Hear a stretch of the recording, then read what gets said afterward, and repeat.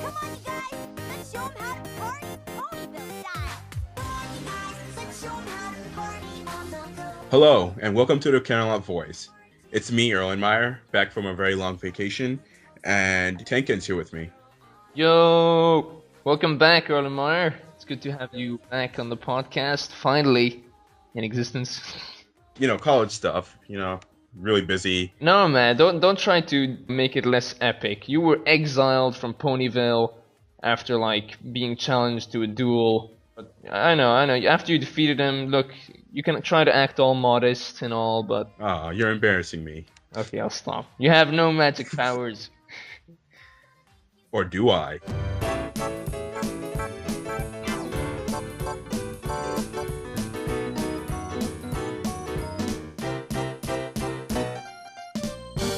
So, this week's featured artist is Icy Hooves. Insert template clap. Costs $0. Download it from Google.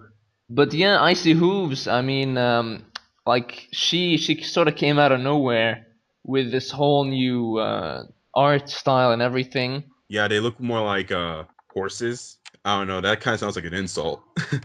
No, it's true. They do look realistic. Their body structure, you can actually see proper shape. It's not very cartoony.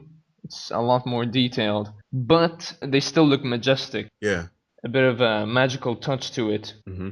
Especially pale moonlight. Oh yeah, I really like the little will-o'-the-wisps that are flying around her. True.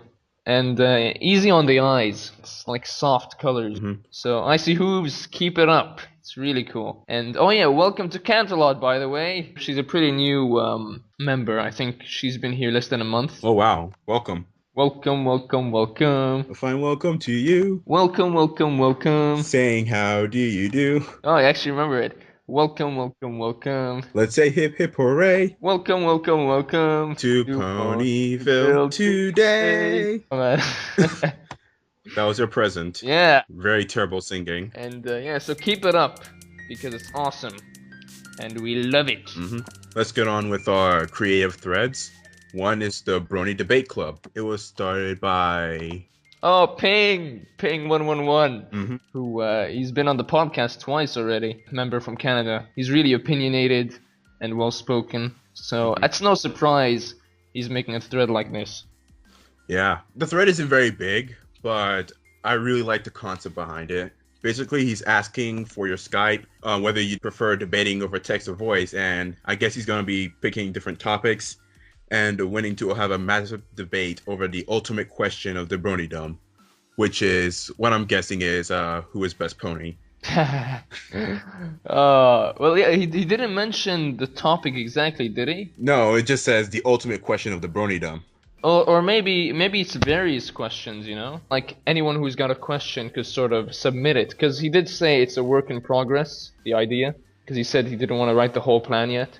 I know there's some people on Canterlot who love to give their opinion, but don't really have the audience for it, or sort of can't find a good challenger to challenge their mind. Then I suggest you guys indulge in this little thread game, which, yeah, you submit your Skype, you get into debates with other people. Pretty much. I'm guessing, he'll ask questions like, probably which character has the most character development, or...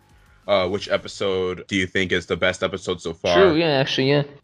I prefer it if, it starts off easy, and then it, gets tougher and tougher once, the debaters get to know one another. Mm-hmm. Of course, you gotta sort of love and tolerate, you gotta sort of respect one another, of course. No bad-mouthing profanities. No, your opinion isn't good. No.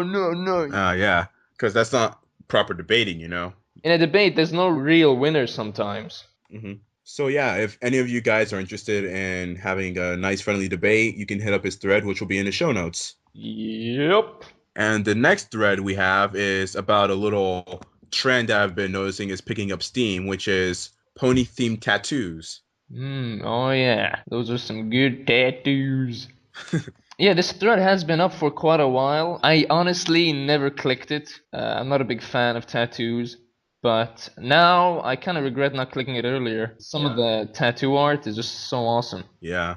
I never thought that the fandom would go this far. I'm not saying it's like extreme or anything, but I found it really interesting because I never thought that people would have the guts to tattoo ponies on themselves, especially permanent tattoos. But nonetheless, some of these seem worth it, I feel. Like there's Queen Chrysalis one. Yeah. There's a couple of Discord ones, and all of them look pretty cool. Yeah, the Discord one, which sort of looks like a silhouette, that one's impressive. Very much so. And it's really interesting. People are actually having cutie marks tattooed on their thighs. Oh, no way. Took it literally. Real life cutie marks. All of them look really good. But if you're considering to get one, make sure you get a tattoo artist that's well known, someone who uses sterile procedures. True. Don't go to a back alley and get a tattoo from some shady guy. Exactly. Some shitty guy, hey, you want some pony tattoos? I'll do it for $1. I do Celestia pretty well. Yes. And it's like draws Celestia with only 3 legs, and it's like, no, that's not her. Yeah. I wouldn't tattoo my skin. Yeah. Not that I don't like tattoos. It's just that one, I'm too much of a chicken. Because I heard that they really hurt. I just don't want to permanently mark my skin, Yeah. I have a lot of friends who have tattoos, and I find it really awesome to look at them. It's like, dude, that is a cool logo. They sometimes have logos of their countries and stuff. Yeah, anyway, nonetheless, still a very cool thread. Let's move on to our roleplay section. And we have a couple of role-playing spotlights from Belash. One of them is Dungeons, Ponies, Magic, and Dragons. I don't know why, when I look at this title, I sort of imagine Dungeons and Dragons. Does it have anything in relation to that?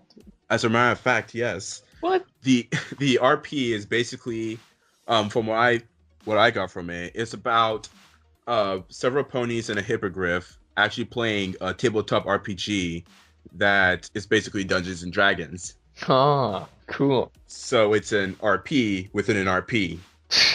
Oh, that is pretty genius. You should put an Inception sound right here.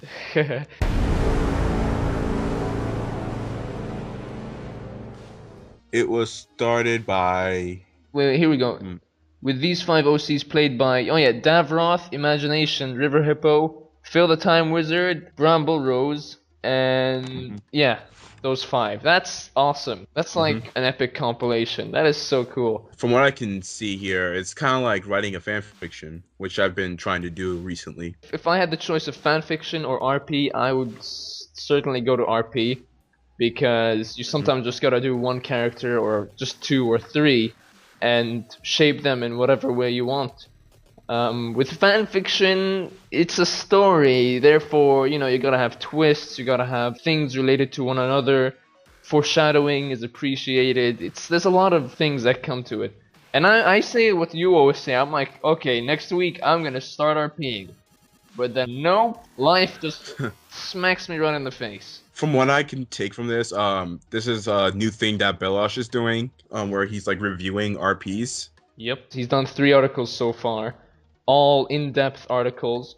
Like with this one, he did do an interview, right? With Yeah. Davroth, Imagination, and Phil the Time Wizard.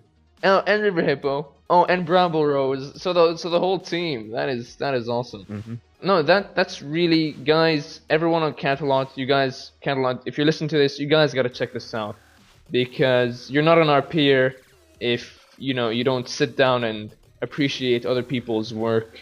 Belash, giving appreciation to RPs, role-playing threads and stuff. It's very nice of him, very generous of him to do it.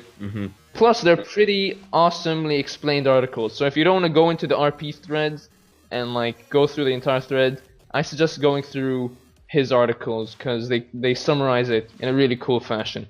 Yep. He has one more about Princess Luna. One more article. Yeah, I read this one, and of course, because Princess Luna is the best princess in the entire galaxy. This is the 3rd article written by Belash. It covers Luna's character as a whole on Canterlot. Luna is played by My Little Ponytails, who started playing as Luna from the very beginning of Canterlot, as Belash explains. He covers everything that's been presented on Canterlot by Luna, all her story arcs. But yeah, there's a lot of story arcs with different characters that Luna got involved in.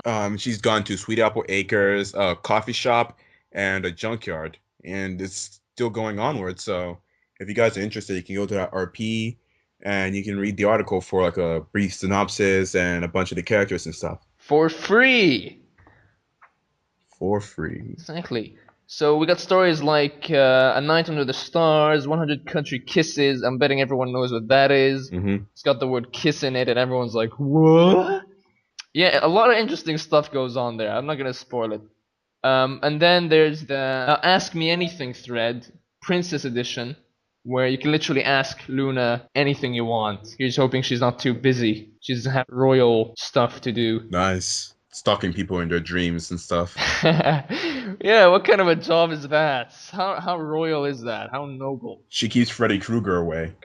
Freddy Krueger. By the way, I watched that movie recently. It was interesting, you know.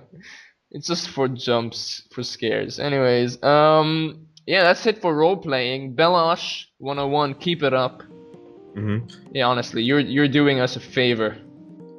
So next we have our discussion, and this week we're discussing the latest episode. Spike at Your Service. Basically, the synopsis here is Spike gets attacked by a pack of Timberwolves, and Applejack basically saves his life. So Spike thinks that he's indebted to Applejack, so decides to help her around, but his help is not quite helpful. I totally love that concept of Spike. I'm betting even Applejack is pretty much just as confused as the audience as to how loyal he was. Like once Applejack saved his life. I thought the episode was actually pretty good. It's I've been hearing like various opinions about the episode all around the fandom. Like the episode is the worst, the episode's the best in the season.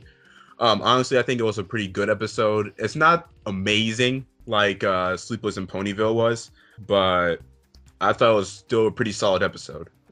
True. It felt like a typical Spike episode where we're just seeing more of Spike and more of his personality. It was cool to see how he follows his code to the T, you know? He's gonna count every single piece of grass in Sweet Apple Acres, fight till the end just to stay loyal to Applejack.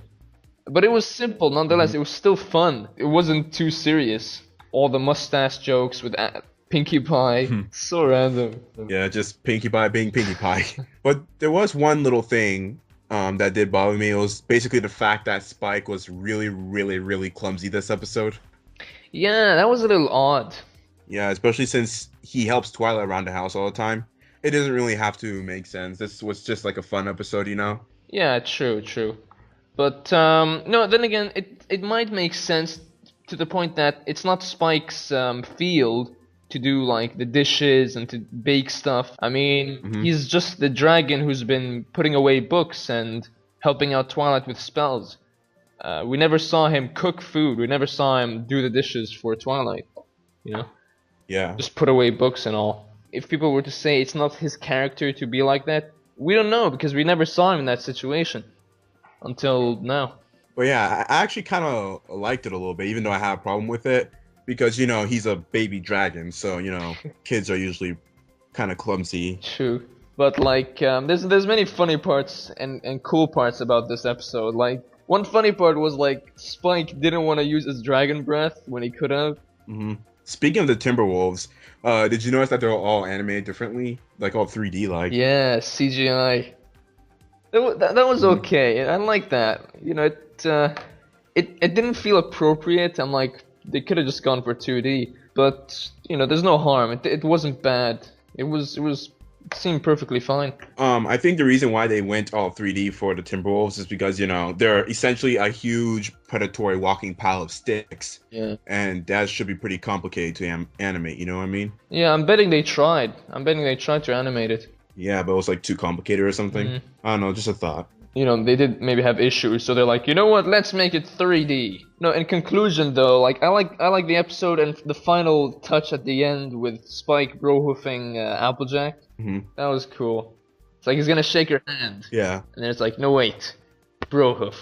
The episode was pretty good. I really liked it. Let's move on to our shoutouts. We have one shout out for today, I think. It's Moonlight. And basically Nemi suggested this shout out for you know, helping him with his Tumblr blog. So we just like to say thanks for helping out our friend. Indeed. Yeah, Nemi's actually really appreciative. He's working a lot on his Tumblr account, and apparently Lavine Moonlight or Claire du Le Soul. I don't know how to pronounce it, man. I know you're gonna comment about it, but we're sorry, we can't pronounce it properly. But yeah, Nemi really appreciates you helping him out. Mm-hmm. So yeah, you're a good guy. Very much so. Yeah, do you have any shoutouts, Erlenmeyer?